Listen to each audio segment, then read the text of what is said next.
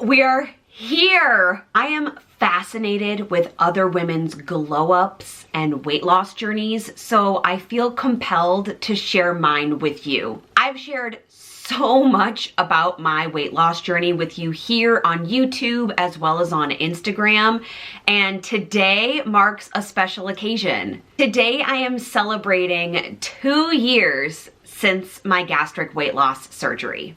For all of the magical lifestyle tips, please be sure to subscribe, hit your notification bell, and get our little pixie dust in your feed every single week. On July 18th, 2019, I had gastric weight loss surgery. Honestly, I can remember every single thing about that day. What this means is that my stomach, the interior part of your stomach, not your tummy on the outside, but the actual organ of my stomach, was cut into a sleeve, which is about the size of a cheese stick. I go through all of the reasons why I had this surgery in this video here. The recap is that I had to qualify for weight loss surgery, not just based on vanity or what I wanted my body to look like, but for health reasons primarily. Prior to surgery, I had to lose 30 pounds. This number is going to be different for all candidates depending on where you get your surgery at what clinic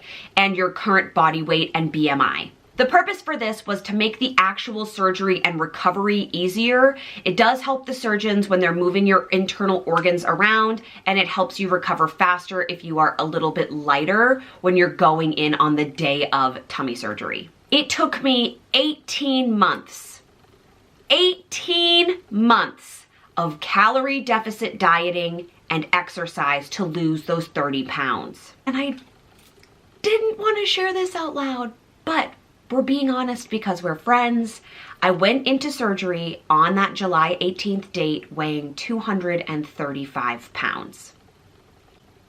I'm not cringing about the number, I'm cringing about the fact that I'm sharing it publicly. I started this surgery process in 2017 and only dreamed of the outcome of where I am now. After surgery, I would go to bed with a smile on my face, despite the pain and discomfort and everything that I was going through, because I knew that in a year and 2 years from that day, I would be who I am now. Happier, healthier, different. Let's talk about it. It's been 2 years since the surgery. And like I've shared in previous videos, in the first 6 months, the weight seems to quite literally just fall off. I lost 75 pounds in the first 6 months post-op. Then your weight loss slows down and begins to stabilize. I really wanted to be part of the 100-pound club, meaning that I would lose 100 pounds from the day of surgery, putting me at a weight of 135 pounds. My weight loss stalled 5 pounds prior to this goal. And I know that that sounds silly. For someone who had so much weight to lose, those last 5 pounds were going to be my giving up time? Absolutely not. But they are the hardest to lose. I did speak with my surgeon about how far I can push myself, and he said the sky's the limit as long as you do it in healthy ways, but it's going to be challenging. And I want to be honest with you, that 5 pounds has turned into 8 pounds. Now, I want to talk about what maintaining this kind of weight loss looks like, but it's very normal once you've reached your lowest platform to gain 2 or 3 pounds back. So if I want to be in that 100-pound club, I have 8 pounds to go, which is going to take some serious discipline on my behalf. Maintaining this kind of weight loss, 90+ pounds, does require a regime, and these are some of the most frequently asked questions I get about life after surgery. What changes for you? So in my day-to-day life, there is so much water, small protein-based meals throughout the day, a vitamin and supplement routine, and exercise. And I've been very frustrated that those 5 to 8 pounds aren't coming off despite these measures being in place. So I started adding different types of working out. I am not a gym rat I am not someone who prior to surgery liked to do much more than walk. Working out has been a learned behavior for me. I work out between 3 and 4 times a week for about 20 to 30 minutes at a time. I started focusing more on my muscle groups. I bought bands to do resistance workouts with. I upped my water intake. I found cardio that I actually really enjoy doing because it's cardio set to dance music by Kyra Pro. I'm going to link her in the description box below. I just absolutely love her workouts, and they come in all ranges for beginners and experts. Still very much a beginner. I would love to say that today I'm sharing with you that I've lost 100 pounds, but I haven't. And I tried some extreme measures to get there. Perhaps unhealthy measures. I'm not recommending either of these things. I did go on a juice cleanse, and I will link that video above. Hint, it wasn't as successful as I wanted it to be. And if you're squeamish, please fast forward for the next 10 seconds. I tried at-home enemas. Not recommended for the faint of heart. Now, this isn't to say that I'm unhappy with my body or my progress. I am over the moon thrilled that I am working so hard to lose 8 pounds. But girl, this is exhausting. I just want to step on the scale one time, see 135, and resume the normal healthy activities that have become a part of my life. I'm currently a size 4-6, depending on the brand.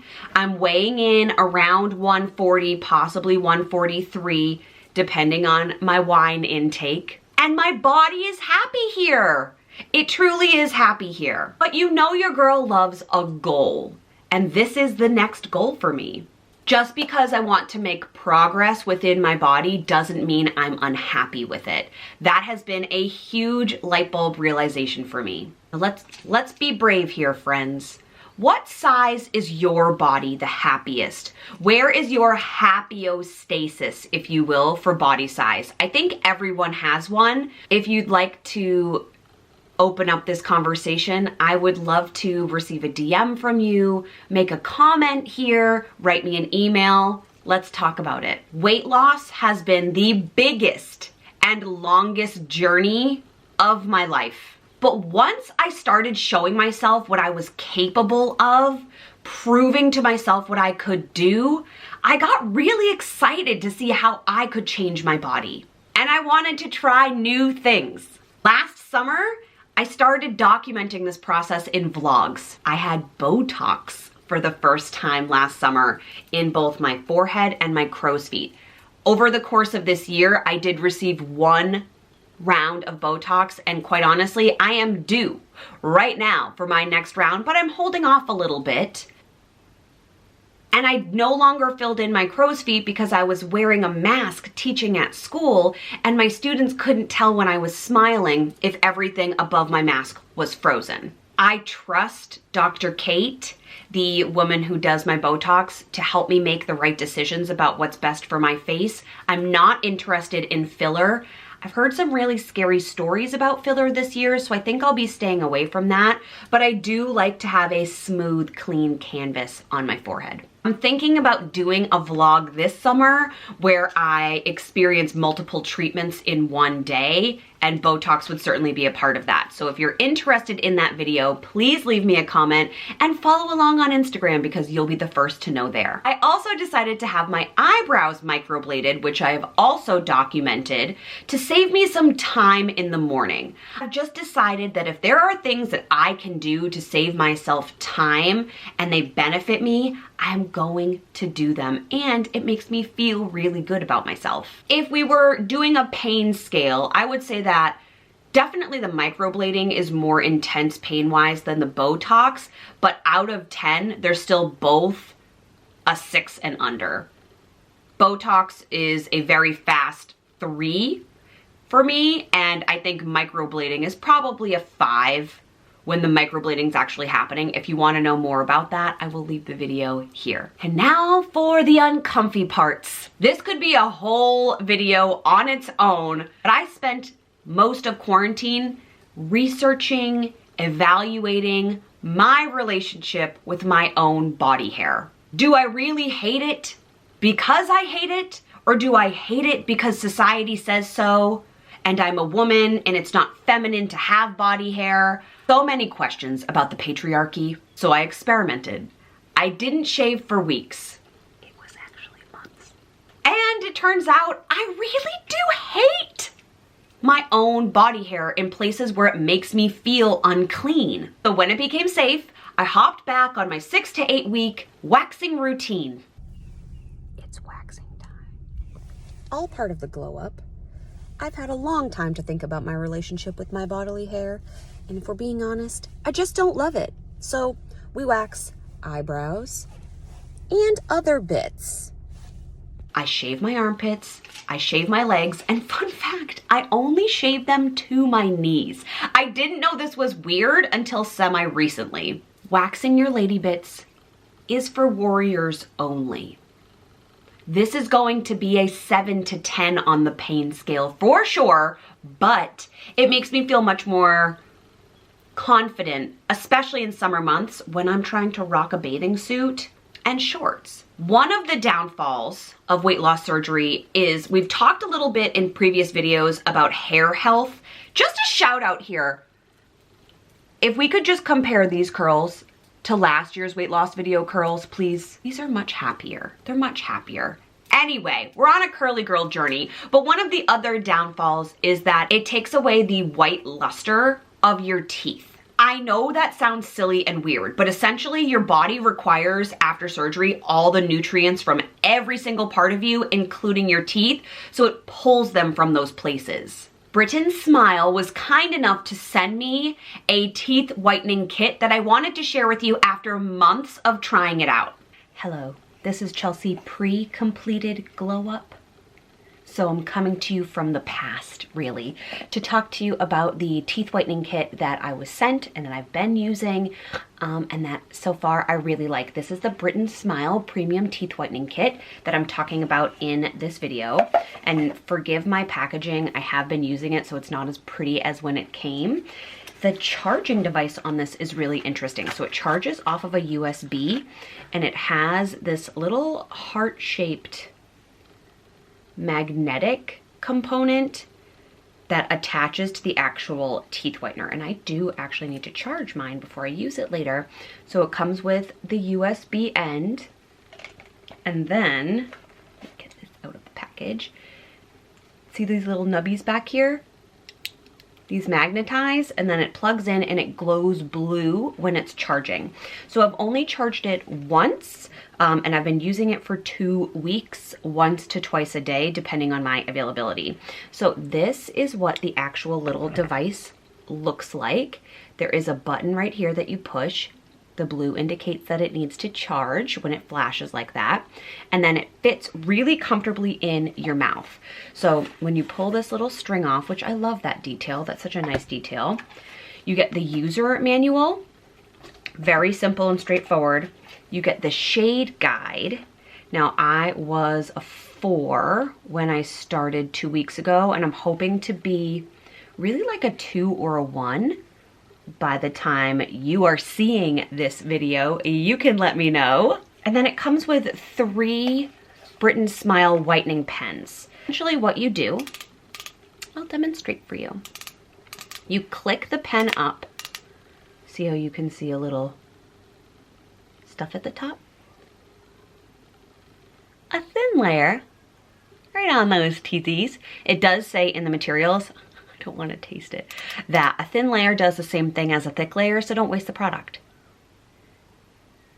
This doesn't burn or agitate my gums. It does taste bad. I don't think you're supposed to taste it. And then you take this, you push the button,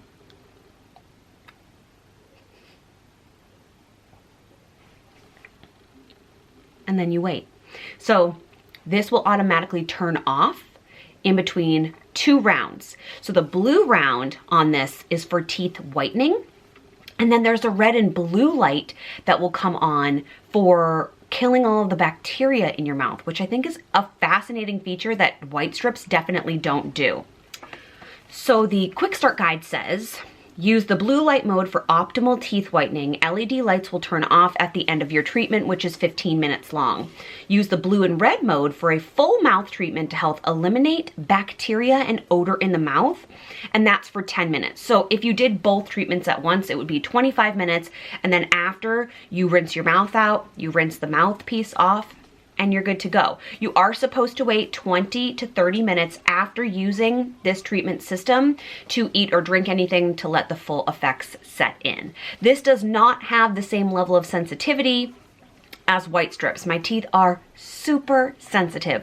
So the reason why I was looking forward to an alternative other than the white strips was simply because I would use them, and then even later that night or the next day, I felt like I couldn't chew. My teeth felt soft and sore. This has not done that at all, and I think I'm getting the same results. So when you see this video, we can check in and decide, but that's the system. I do have a discount code for you in the description box if you're interested in an alternative system that is probably better for the environment and is certainly less harsh on your teeth. I really like this, especially because I have super sensitive teeth and it doesn't hurt. As a teacher, I did wear masks primarily every day, especially weekdays, so it wasn't a huge focus, but I am really self-conscious of the color that my teeth faded to. If you are looking for a safe, effective, and painless way to whiten your teeth,